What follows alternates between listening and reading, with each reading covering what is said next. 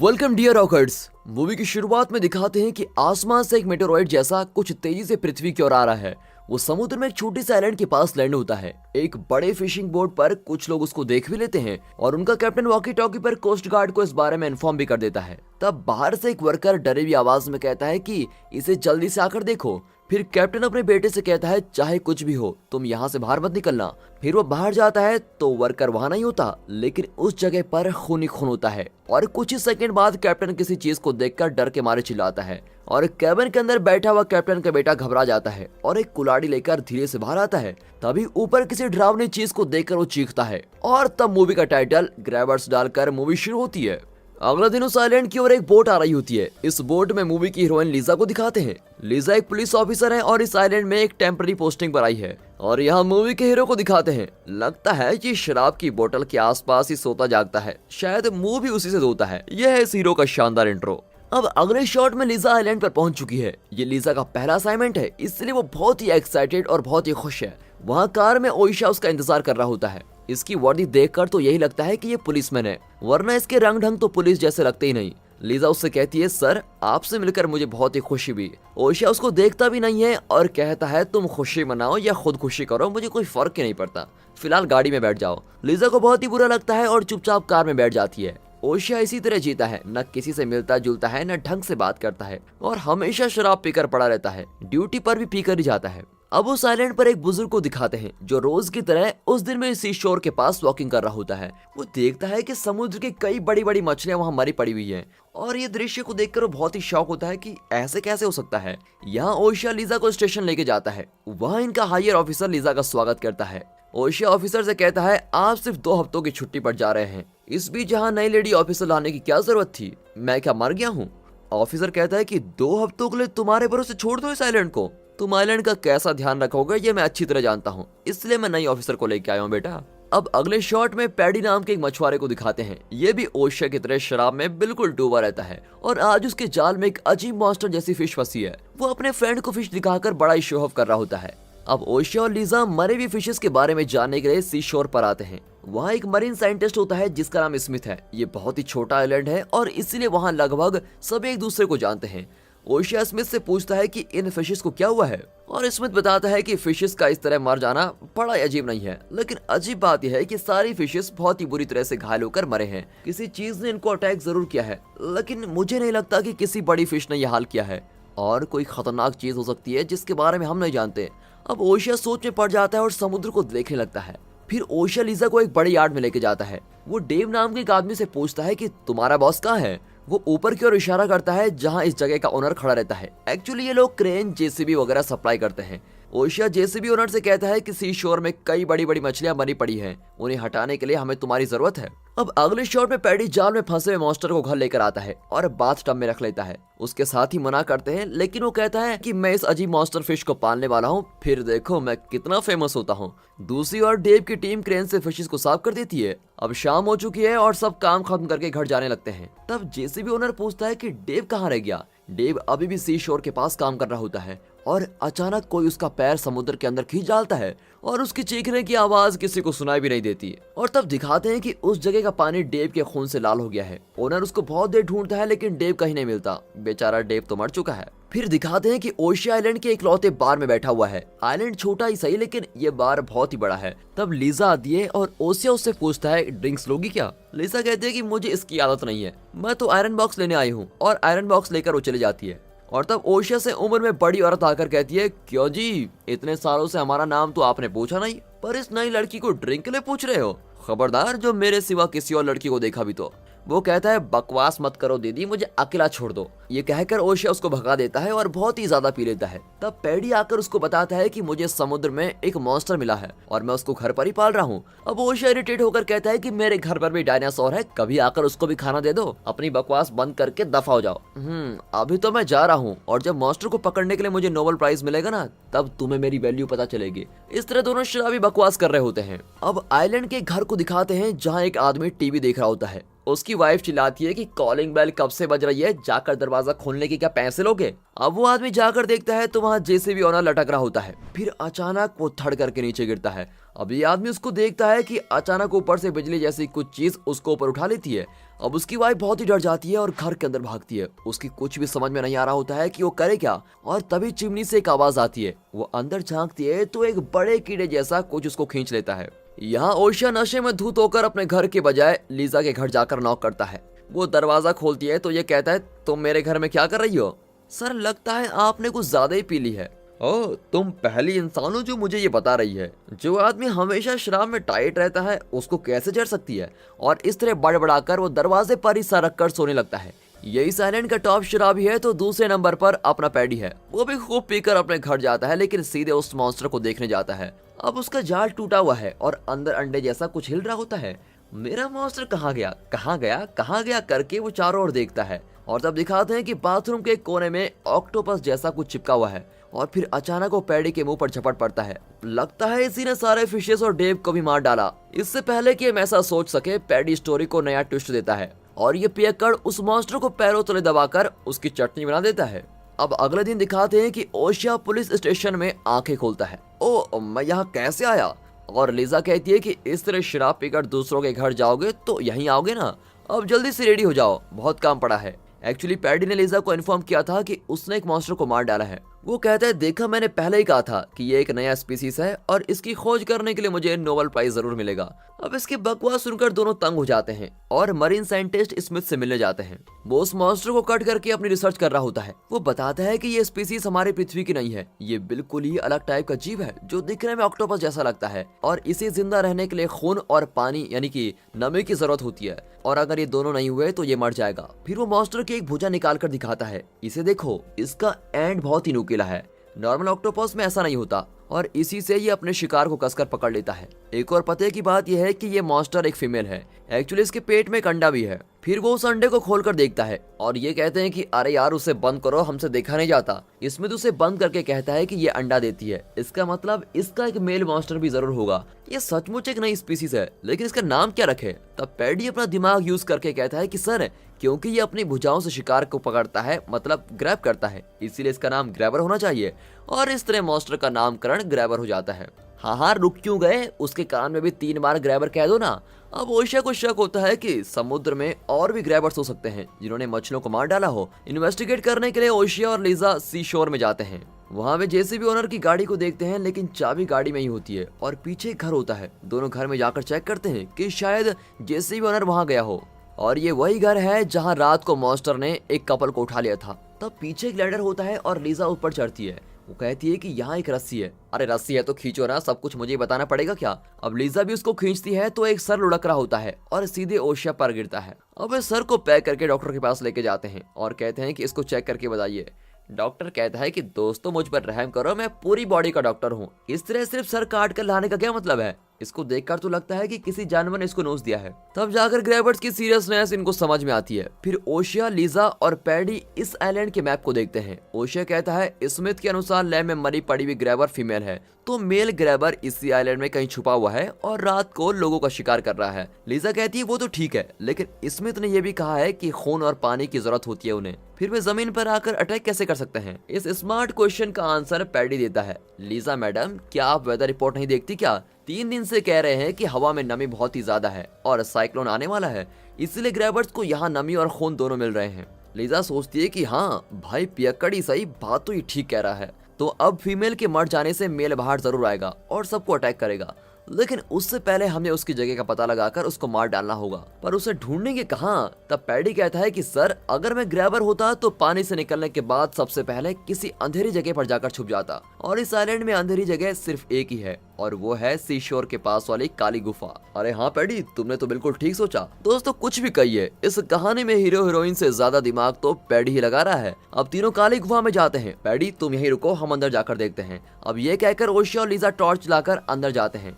वहाँ खून से लथपथ एक रेनकोट होता है और ये उस लड़के का रेनकोट है जो पहले सीन में फिशिंग बोट के अंदर था। मतलब उस लड़के को मार डालने के बाद ग्रैबर यहीं आया था। और फिर पैडी देखता है कि गुफा के पास कुछ सफेद और गोल पत्थर हैं और तभी एक पत्थर के पास से रेत निकलता है तो पता चलता है कि वे पत्थर नहीं अंडे हैं और उसके अंदर ग्रैबर का बच्चा हिल रहा होता है और वो घबराकर दूर चले जाते हैं। और अब गुफा के अंदर इन्हें अजीब आवाजें आती है और अचानक बदबू भी आने लगती है। अब वे टॉर्च मारकर देखते हैं तो उन्हें बहुत ही बड़ा मेल ग्रैबर दिखता है। अब ग्रैबर उन्हें देख लेता है और वो तेजी से बाहर भागते हैं। वो इन्हें चेस करता है लेकिन गुफा से बाहर नहीं आता क्योंकि इस वक्त धूप है और हवा में नमी भी कम है।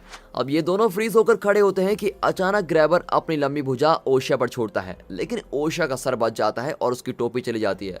अब दोनों चिल्लाते हैं कि पैडी जान बचाकर भागो और इस तरह तीनों बचाकर स्मिथ की लैब में जाते हैं और उन्हें लगता है कि मेल ग्रैबर इस फीमेल की तलाश में यहाँ आएगा, उससे पहले हमें इसकी बॉडी को जलाना होगा। अब ये सोचकर वे पेट्रोल डालकर फीमेल की बॉडी को जला देते हैं और स्मिथ चिल्लाता है कि ये क्या पागलपन है, मेरी रिसर्च पर आग लगा दी तुम लोगों ने। और तब आग के कारण फायर अलार्म बजता है और आग बुझाने के लिए पानी स्प्रे होने लगता है। फीमेल ग्रैबर पर पानी पड़ता है और वो हिलने लगती है। अरे ये मरी नहीं, अब क्या करें। अब ये सोचकर सब हाथ में एक वेपन उठा लेते हैं और ये अपना स्मार्ट हीरो देखिए कितना खतरनाक वेपन उठा लेता है, न्यूज़पेपर रोल से उसको अटैक करने जाता है। बताओ यार, ये कॉकरोच नहीं खतरनाक ग्रैबर है। खैर छोड़िए, अब तीनों से अटैक करने जाते हैं लेकिन अचानक ग्रैबर ओशिया पर झपट पड़ती है। अब इतने दिन नमी और खून न मिलने से वो बिना हिले डुले पड़ी भी थी लेकिन अब पानी के गिरने से उसमें नई शक्ति आ गई है। उससे अब खून की जरूरत है इसलिए वो ओशिया का खून चूस रही होती है। ओशिया उससे अपने आप को छुड़ाने की बहुत कोशिश करता है लेकिन वो छोड़ने का नाम नहीं लेती और तब अचानक वो ओशिया को छोड़ देती है और नीचे गिरकर उल्टियां करने लगती है। जितना खून उसने चूसा था सब उगल देती है। लगता है उसका सर चकरा रहा है और वो बेहोश होकर गिर जाती है। अब इनकी कुछ समझ में नहीं आता कि ग्रैबर ने ओशिया को क्यों छोड़ दिया। अब ओशिया अपना डर दूर करने के लिए शराब पीने लगता है। तब पैडी कहता है कि सर, इसने बिल्कुल इसी तरह मुझे भी पकड़ा था लेकिन पता नहीं फिर झट से छोड़कर नीचे क्यों गिर गई और फिर मैंने इसे ऐसे मारा कि ये उठ नहीं पाई और तब जाकर मैं इसको यहाँ पर लाया था। अब तक ग्रैबर ने जिसे भी अटैक किया उसे मार डाला लेकिन इन दोनों को ही क्यों छोड़ दिया और इनका खून चूसकर उसे उल्टियां क्यों हुई और वो बेहोश क्यों हो गई। इस मोमेंट में ओशिया शराब की बोतल को देखता है। अचानक उसके दिमाग का डिश एंटीना काम करने लगता है। बात यह है कि ग्रैबर को अल्कोहल से एलर्जी है। वाह, इतनी जरूरी जानकारी लेकर ये लोग बाहर आते हैं और ओशिया कहता है मेरी बात ध्यान से सुनो, ग्रैबर्स वहीं रहेंगे जहां नमी होगी। काली गुफा से मेल ग्रैबर बाहर आने से कतरा रहा है। यहाँ पानी पड़ने के बाद ही फीमेल ग्रैबर में जान आई और जब तक हवा में नमी है ग्रैबर जिएंगे और इनके हाथों हम मरेंगे। वेदर रिपोर्ट बता रही है कि अगले 2 दिन जोरदार बारिश होगी और तब ग्रैबर्स बाहर आएंगे और उस वक्त इनकी ताकत और भी बढ़ जाएगी और सिचुएशन आउट ऑफ कंट्रोल हो जाएगा। इसीलिए मेरा सुझाव है कि हम इस आइलैंड के सारे लोगों को एक जगह पर इकट्ठा करें। लेकिन इतने सारे लोगों को कहाँ रखेंगे। और तब वे रियलाइज करते हैं कि वे उस बड़े बार के आगे खड़े हैं और अब इससे बेहतर जगह कौन सी हो सकती है। सबको यहाँ इकट्ठा करेंगे और सबको शराब पिला देंगे और इस तरह ग्रैबर किसी को भी अटैक नहीं करेगा। अब वो अपना आइडिया बार के ओनर को सुनाते हैं। उसकी कुछ समझ ही में नहीं आता और कहता है ये मॉन्स्टर वाली डरावनी कहानी ना अपने बच्चों को सुनाना, मेरा टाइम वेस्ट मत करो और निकलो यहाँ से। अब उसे यकीन दिलाने के लिए वे फीमेल ग्रैबर को अपने साथ लेके आते हैं और उसको देखकर बार का ओनर घबरा जाता है और उनकी बात मान लेता है। तब बार वाली दीदी आकर पूछती है कि यहाँ क्या प्लान किया जा रहा है। अगर इसे पता चल गया तो ये पूरे आइलैंड में ढिढोरा पिटवा देगी, इसीलिए वे लोग कहते हैं कि अगले हफ्ते हमारे एक फ्रेंड का बर्थडे है, उसी की प्लानिंग हो रही है। ओके ओके ओके, ये कहकर वो चली जाती है। अब ओशिया हैरान होता है कि दीदी बिना अपना इन्वेस्टिगेशन किए ही क्यों चली गई। बार ओनर कहता है कि सर बात यह है कि अगले हफ्ते दीदी का बर्थडे है, उसने सोचा होगा कि हम सब उसे सरप्राइज पार्टी देने वाले हैं, इसलिए मन ही मन खुश होकर चली गई। फिर वे बाहर आकर डिस्कस करते हैं। ग्रैबर को अल्कोहल से एलर्जी है, ये सिर्फ इनका गैस है। अब सबको बताने से पहले इन्हें चेक करना होगा कि क्या वाकई उसे अल्कोहल से एलर्जी है। लेकिन इस टेस्ट के लिए हमें फुल टाइट शराबी की जरूरत है। लिजा कहती है कि 12 से ज्यादा शराब तो तुम दोनों के अंदर बसी हुई है, तुमसे बड़ा शराबी और कौन हो सकता है। तब ओशिया कहती है कि हम में से कोई मर्द आज नहीं पिएगा। इस आइलैंड के सारे लोगों को हम फुल टाइट शराब पिलाएंगे लेकिन हम बिल्कुल नहीं पिएंगे और तभी हम दूसरों को बचा पाएंगे। लिजा पूछती है तो फिर किस पर टेस्ट करोगे। टेस्ट तुम पर करेंगे ना। ओशिया लिजा को अलग में ले जाकर कन्विंस करता है। वो कहती है लाइफ में मैंने कभी भी शराब नहीं पी, मुझे तो ये भी नहीं पता कि शराब पीकर मैं कैसे बिहेव करूंगी, मुझे बहुत ही डर लग रहा है। अरे इसमें डरने की क्या बात है, जरा सा पीने से कुछ नहीं होता। ये कहकर वे सब उसको पीने के लिए एनकरेज करते हैं। पहले तो वो थोड़ा सा ट्राई करती है लेकिन उसे चढ़ती नहीं। अरे भाई ये तो प्रोफेशनल ड्रिंकर लगती है, तभी तो इसको कुछ नहीं हो रहा है। फिर वे उसे दूसरा पैक पिलाते हैं, फिर तीसरा, फिर चौथा। ये लोग जितना बनाकर देते हैं वो उतना पीती है और कहती है मुझे तो कुछ भी नहीं हो रहा है। पक्का प्रोफेशनल है। ओशिया सोचता है कि इससे तो अच्छा मैं हूँ कि एक पैक में ही लुढ़क जाता हूँ। तब शराब का एक्सपर्ट पैडी कहता है कि इस तरह फॉरेन शराब से कुछ काम नहीं होने वाला, ये लो लोकल वाली। उसमें से थोड़ा लीजा के गिलास में डालते हैं और उसको पीते ही लीजा गोल गोल गोल घूमने लगती है और अपने आप को बादलों में तैरती भी पाती है। अब बाकियों से रहा नहीं जाता और सब ललचा कर पूछते हैं कि माल कहाँ है, माल कहाँ है, हमें भी दो। लेकिन ओशे सबको मना कर देता है और काम पर ध्यान देने को बोलता है। अब एलिजा का ब्लड सैंपल लेते हैं क्योंकि अब उसके खून में ज्यादा अल्कोहल मिल चुका है और उस सैंपल को वे फीमेल ग्रैबर में इंजेक्ट करते हैं। फिर कुछ ही सेकंड्स में ग्रैबर तड़पने लगती है और फिर फड़कर मर जाती है। यस, मैंने तो पहले ही कहा था कि ये ग्रैबर डिसेंट फैमिली से है, शराब के नाम से मर गई बेचारी। अब उन्हें यकीन हो जाता है कि ग्रैबर को अल्कोहल से एलर्जी है और वे अपना प्लान एग्जीक्यूट करने जाते हैं। उस आइलैंड के लोग चर्च में प्रेयर के लिए इकट्ठा होते हैं। उस वक्त ओशा जाकर अनाउंस करता है कि आज रात एक शानदार पार्टी होने वाली है। इस आइलैंड के लोग एक फैमिली की तरह रहते हैं और इसे सेलिब्रेट करने के लिए आज बार में ड्रिंक्स पार्टी होंगी। हम चाहते हैं कि इस आइलैंड का हर इंसान आज की रात बार में नाचे, गाए और खुशी मनाए। अब लोग कंफ्यूज होकर एक दूसरे का मुंह ताकने लगते हैं। लीजा उसको कहती है कि मेन मैटर तो तुमने बताया नहीं। ओह सॉरी, भूल गया। फिर ओशिया कहता है कि आप कोई भी ड्रिंक्स पी सकते हो जो आपकी मर्जी और सब कुछ होगा फ्री फ्री फ्री। अब शराब फ्री सुनकर सभी लोग बड़ी खुशी से उछलने लगते हैं। यहाँ तक कि फादर भी कहता है ओके डन, मैं भी पहुंच जाऊंगा। ओशिया और लीजा को शक हो जाता है कि ये चर्च है कि क्या है। अब उस रात बार में पूरा आइलैंड जमा हो जाता है और सब भरपूर पी रहे होते हैं। ओशिया की टीम अंदर वेपन्स तैयार कर रही होती है। तब पैडी वाटर गन्स लेकर आता है और ओशिया डांटता है कि ये मजाक करने का टाइम नहीं है। पैडी कहता है सर आप मेरे टैलेंट को कब समझोगे, चल बता दे तेरा टैलेंट क्या है। सर इस वाटर गन में मैं शराब भर दूंगा और फिर इससे ग्रैबर पर फायर करूंगा और उस पर आग लगा दूंगा। व्हाट डू यू से सर? यार पैडी, इस कहानी का हीरो तो तुझे होना चाहिए था। वेरी गुड मेरे दोस्त। इस तरह वे ग्रैबर को अटैक करने की तैयारी कर रहे होते हैं और बार में लोग नशे में मजे कर रहे होते हैं। ओशिया लीजा को बाहर कार में बैठाकर उसे ड्रिंक करवा रहा होता है और यहाँ थोड़ा सा रोमांस होने लगता है, लेकिन कट करके स्मिथ को दिखाते हैं। वो कुछ लेने के लिए अंदर जाता है और उसकी नजर पैडी की लोकल शराब पर पड़ती है। ओशिया ने पीने से मना किया था लेकिन वो खुद को रोक नहीं पाता और एक पैग पी लेता है। यहाँ कार में ये दोनों अपने रोमांस को आगे बढ़ाते हैं और तब आइलैंड का डॉक्टर बाहर से निकलकर पीछे की ओर जा रहा होता है। अचानक उसे पैरों की आवाजें आती है। वो मुड़कर देखता है तो ग्रैबर्स के अंडों से बेबी ग्रैबर्स निकल रहे होते हैं। एक बेबी ग्रैबर डॉक्टर का मुंह पकड़ लेता है। ओशिया और लीजा भागकर आते हैं कि डॉक्टर उसके साथ लिप किस क्यों कर रहा है। फिर वे बेबी ग्रैबर्स को मारने लगते हैं और तब बदले में मेल ग्रैबर वहां आकर डॉक्टर को खींच लेता है। डॉक्टर ने अभी पीना शुरू ही नहीं किया था, इसीलिए ग्रैबर उसको निकल जाता है। ओशिया और लीजा बार के अंदर भागते हैं तो वहां सब चिल्ला रहे होते हैं कि हमें और ड्रिंक्स दो। ओशिया उन सबको मैनेज कर रहा होता है और तब बार का ओनर वाटर गन उठाता है जिसमें पैडी ने शराब भर रखी थी। वो स्मिथ से कहता है कि इसे जलाओ और फिर गन लेकर वो ग्रैबर को शूट करके बाहर जाता है। लेकिन उनकी किस्मत तो देखो, बाहर बारिश आ जाती है जिसके कारण वो आग भी नहीं जला पाती और गन भी काम नहीं करती। और फिर ऐन वक्त पर ओशिया उसको बचा लेता है और डांटता है कि तुम जैसे पागलों को बार लाइसेंस किसने दिया, अब चलो अंदर। अब दोनों अंदर आ जाते हैं लेकिन तब अंदर से एक और पागल बाहर चला जाता है और वो बुद्धिमान है स्मिथ जो कैमरा लेकर बाहर जाता है। मैं ग्रैबर की फोटो क्लिक करूंगा और नेशनल जियोग्राफिक को भेजकर प्राइज जीतूंगा। अब इन लोगों को संभालते संभालते ओशिया थक जाता है। वो स्मिथ को रोकता है कि ग्रैबर तुम्हें पोज नहीं देने वाला, वो तुम्हें निकल जाएगा। लेकिन स्मिथ कहता है कि मैंने तो फुल पी रखी है, मुझे कैसे कोई मारेगा। ये कहकर वो ग्रैबर के सामने खड़ा होकर फोटो क्लिक करने लगता है। अब ग्रैबर सेंस कर लेता है कि स्मिथ के अंदर अल्कोहल है, इसीलिए वो उसको निगलने की कोशिश नहीं करता। लेकिन वो उसको अपनी भुजा से एक ही बार में वहां से मारकर समुद्र के बीच में फेंक देता है और इस तरह स्मिथ का काम खत्म।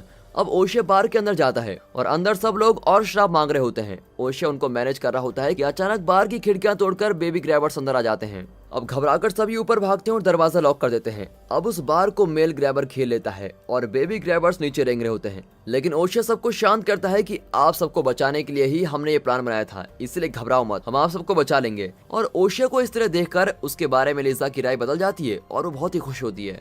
ओशिया बताता है कि ग्रैबर खून के लिए ही यहाँ घूम रहा है, लेकिन आप सबने इतनी पी रखी है कि वो आपको अटैक नहीं करेगा। लेकिन बार के बाहर पानी भरा हुआ है, इसलिए ग्रैबर अब बहुत ही पावरफुल हो गया है। और तब लीजा कहती है कि जेसीबी वाली जगह के पास एक बहुत ही बड़ा खड्डा है और अगर हम इस बड़े मेल ग्रैबर को उस खड्डे में धकेल दें तो वो बाहर नहीं आ पाएगा और कल सुबह की रोशनी से वो मर जाएगा। वहाँ मेरी शेरनी, आधी बेहोशी में भी तुम इतना क्लियर सोच सकती हो। ये सोचकर ओशिया बहुत ही खुश होता है। पर ग्रैबर को वहाँ ले जाएंगे कैसे? बाहर एक गाड़ी है लेकिन उसकी चाबी ग्राउंड फ्लोर पर मिस हो गई है। इस पर लीजा कहती है कि मैं चाबी लेके आऊंगी, मेरा अल्कोहल लेवल बहुत ही ज्यादा है और बेबी ग्रैबर्स मेरा कुछ नहीं कर पाएंगे। और बड़ा ग्रैबर तो बाहर है, इसलिए मुझे कोई प्रॉब्लम नहीं होगी। अब ओशिया उसको एक बड़ा स्टेपलर मशीन देकर नीचे भेजता है कि इसको वेपन की तरह यूज करो, और फिर लिजा उसे लेकर नशे में नीचे जाती है और वहाँ की बेबी ग्रैबर्स पर स्टेपलर मारती हुई आगे बढ़ती है और चाबी उठा लेती है, लेकिन पास रखी हुई शराब की बोतल उठाकर उसको पीने लग जाती है। और तभी मेल ग्रैबर की भुजाएं अंदर आती है और लीजा को खींच ले जाती है, और रास्ते में लीजा को एक चाकू मिलता है जिससे वो ग्रैबर की भुजाओं को काटने लगती है। वहाँ फ्लोर पर हर तरफ शराब गिरी होती है और लीजा उस जगह को आग लगा देती है। अब ओशिया घबरा जाता है कि न जाने लीजा को क्या हो गया है। वो खिड़की से बाहर आकर देखता है कि ग्रैबर बिल्डिंग के ऊपर बैठा हुआ है। ग्रैबर उसे पकड़ने वाला होता है कि ऐन वक्त पर लीजा कार लेकर आ जाती है और ओशिया नीचे कूदता है और दोनों कार में तेजी से खड्डे की ओर जाते हैं। और खड्डे पर पहुंचकर ओशिया एक मेटल ब्रिज पर चढ़ता है और ग्रैबर को ललकारता है। ग्रैबर वहां जाने के बजाय अपने रिमोट से काम करता है, मतलब अपनी भुजा से ओशिया को नीचे गिरा देता है। ग्रैबर ओशिया को मारने के बारे में सोच ही रहा होता है कि उससे पहले ही लीजा एक बड़ा जेसीबी मशीन लेकर आती है और ग्रैबर को खड्डे में धकेल देती है।